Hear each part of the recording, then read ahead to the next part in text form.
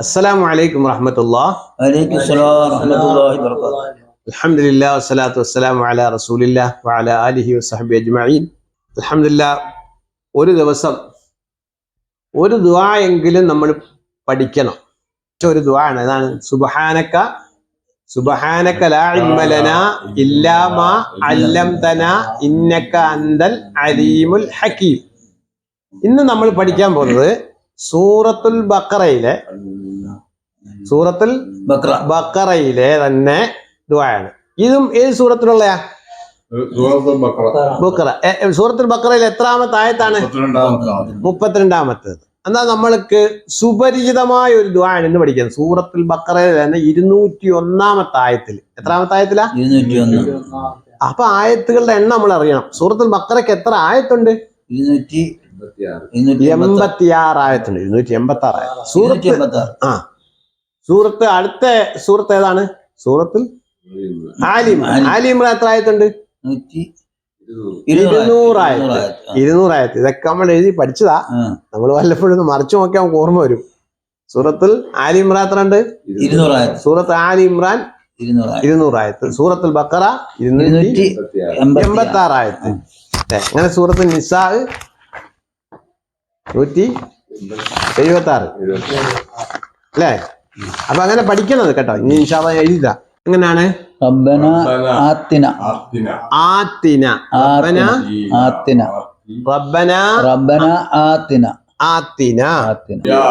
എന്ന് പറഞ്ഞേ. റബ്ബന ആത്തിന ഫിദ്ദുനിയ. എങ്ങനെ? ഫിദ്ദുനിയ എങ്ങനെ പറയും? റബ്ബന ആത്തിന ഫിദ്ദുനിയ ഹസനതൻ. റബ്ബന ആത്തിന ഫിദ്ദുനിയ ഹസനതൻ വഫിൽ ആഖിറതി. റബ്ബന ആത്തിന ഫിദ്ദുനിയ ഹസന വഫിൽ ആഖിറതി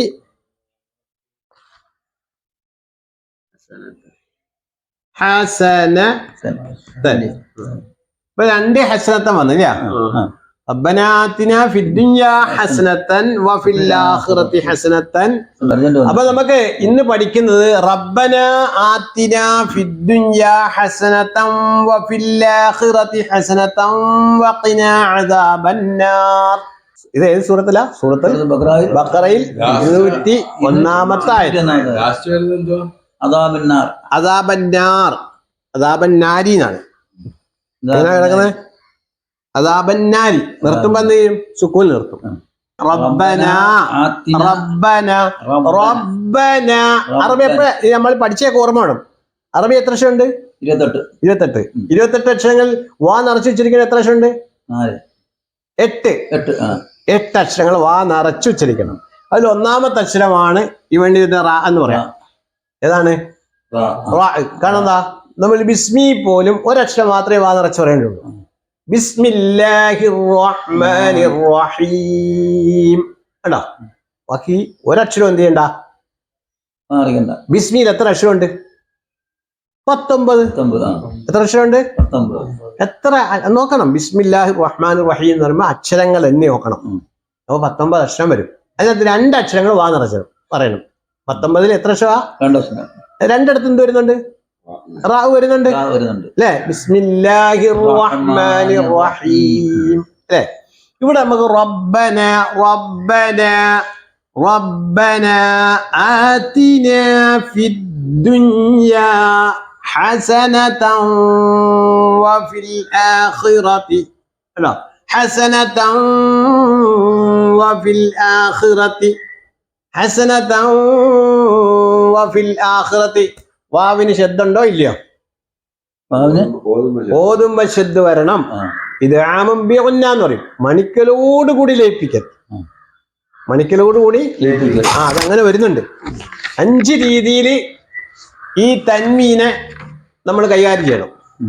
എത്ര രീതിയിലാ? 5 രീതി. അതൊക്കെയാണ്. 1 വെളിവാക്കൽ, 1 മറച്ചു മണിക്കൽ.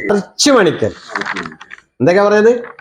വെളിവാക്കൽ, മറച്ചു മണിക്കൽ, മണിക്കലോടുകൂടി മറിച്ചു മണിക്കൽ. ഇനി അടുത്ത എന്താ? മണിക്കലോടുകൂടി ലയിപ്പിക്കുക. ലയിപ്പിക്കുക. മണിക്കാതെ ലയിപ്പിക്കുക. ഈ 5 മലയാളം പഠിച്ചു വെച്ചു. നമുക്ക് അറബി വരുമ്പോൾ പറയാം. എന്തൊക്കെയാ പറയുന്നത്?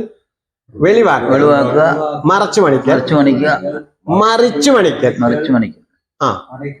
മണിക്കലോടുകൂടി ലയിപ്പിക്കൽ, മണിക്കാതെ ലയിപ്പിക്കൽ, മണിക്കൽ കൂടാതെ ലയിപ്പിക്കട്ടാ.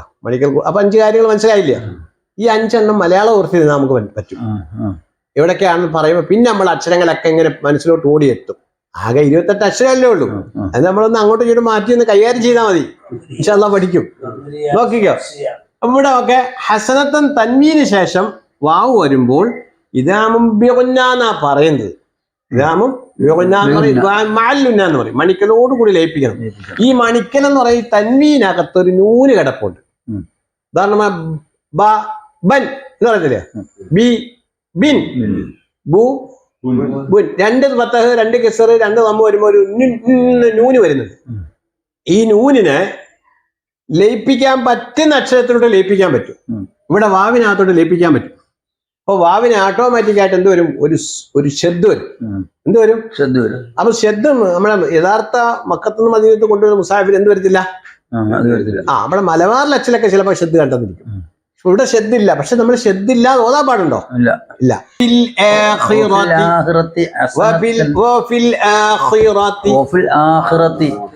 ആഖിറത്തി എന്ന് പറയുമ്പോൾ 2 അക്ഷരം വാ നിറയ്ക്കണം. ഏതൊക്കെയാ?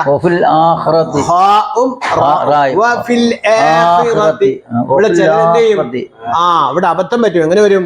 വാ നിറയ്ക്കണം എന്ന് പറയുമ്പോ ആഖിറത്തിന്ന് ഓയും കിടങ്ങാവും. ഓന്നൊന്നും പറഞ്ഞാൽ ഈ പറയുന്നത് ശ്രദ്ധിച്ചോ? അല്ലേ? പ്രായത്തിൽ ഓതാനുള്ള തൗഫീഖ് കിട്ടി. അല്ലാഹു തആല ഒരുപാട് ശ്രദ്ധിക്കണം. അൽഹംദുലില്ലാഹ്. വഫിൽ ആഖിറതി ഹസനതൻ വഖിന. നേരത്തെ പറഞ്ഞ നിയമം ഇവിടെയും വന്നു. ഹസനതൻ വഫിൽ ആഖിറതി ഹസനതൻ വഖിന. ഒരു അക്ഷരം വാ നിറയ്ക്കണം. ഏതക്ഷരം അത്? അല്ല,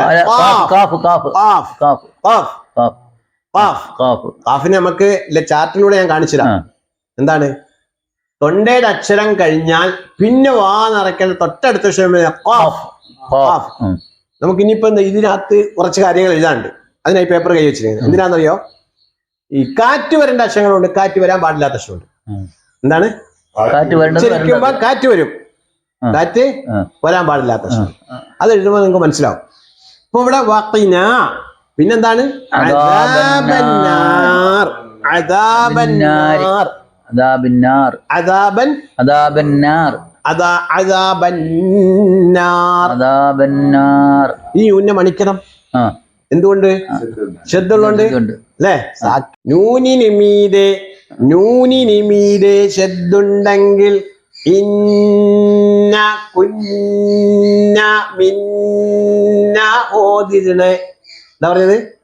നൂനിനിമീതെ ശബ്ദുണ്ടെങ്കിൽ ഇന്ന മിന്ന കുന്ന മിന്ന ഓതിരണേ. ഇന്ന കുന്ന മിന്ന ഓതരുത് അത് പിഴവായിടുമേ. എന്താ പറഞ്ഞത്? മലയാളം എഴുതുമ്പം ഇന്നാന്ന് എഴുതാ, മിന്നാന്ന് എഴുതാ, കുന്നാന്നൊക്കെ എഴുതാ. അതിനകത്ത് വല്ല തജീദ് ഉണ്ടോ? ഇല്ല. പക്ഷെ അറബിയിൽ ഒരു ശബ്ദമുള്ള അക്ഷരം നൂന് വന്നാൽ എന്ത് ചെയ്യണം? മണിക്കണം. എല്ലാ ശബ്ദത്തിനും മണിക്കണ്ട. നൂനിനും മീമിനും ശബ്ദം എന്താണ്? മണിക്കണം. അപ്പോൾ വഖിന അദാബന്നാർ. ഒന്ന് നമുക്ക് പറഞ്ഞു നോക്കാം. റബ്ബനാ ആതിനാ ഫിദ്ദുനിയാ ഹസനതൻ വഫിൽ ആഖിറതി ഹസനതൻ വഖിന അദാബന്നാർ. അത് ഓതലല്ല, അത് വായിച്ചതെന്നാ. ഓതുമ്പോഴാണ് തജ്വീദിന്റെ നിയമങ്ങളെല്ലാം പാലിക്കുന്നത്. നമ്മൾ ഒരാളിപ്പോ ദുആ ചെയ്യുമ്പം പല രീതിയിൽ ആളുകൾ ചെയ്യുന്നുണ്ട്. പക്ഷെ ശ്രദ്ധിക്കുന്നതല്ലാണ് ഇങ്ങനെ ഖുർആനിൽ എങ്ങനെ വന്നോ അതേപോലെ ദ്വാരക്കലാണ്. പക്ഷെ ചിലര് പറയും റബ്ബനാ ആതിനാ ഫിദ്ദുനിയാ ഹസന വഫിൽ ആഖിറതി ഹസന വഖിനാ അദാബന്നാർ. അങ്ങനെ പറയുന്നത് തെറ്റൊന്നുമില്ല. പക്ഷേ ഖുർആൻ ആവുമ്പോ എന്ത് ചെയ്യണം? നിർത്താതെ ഒറ്റ ശ്വാസത്തിൽ തന്നെ പറയണം. ഏതുപോലെ? ശ്വാസം മുറിച്ച് ഓതാൻ പാടില്ലാത്ത ഒരായത്ത് ഫാത്തിഹയിലുണ്ട്. പക്ഷെ നിർത്തുന്നതുകൊണ്ട് തെറ്റൊന്നുമില്ല. അങ്ങനെ ഓതുന്നതുകൊണ്ടുണ്ട്, നിർത്താവുന്ന നിയമങ്ങൾ പറഞ്ഞിട്ടുമുണ്ട്. പക്ഷെ യഥാർത്ഥമായിട്ടൊരു ഇമാമ നിൽക്കുന്ന ആൾ എന്ത് ഓതണം? നിർത്താവണം. നിർത്താതെ ഓതണം. കാരണം എന്താ, അദ്ദേഹം നിർത്താതെ ഓതാൻ വേണ്ടി ഏറ്റ ആളാ ഇമാമെന്ന് പറഞ്ഞത്. എങ്ങനെ? സിറാത്തല്ലദീന അൻഅംത അലൈഹിം ഗൈരിൽ മഗ്ദൂബി അലൈഹിം വലദ്ദാല്ലീൻ.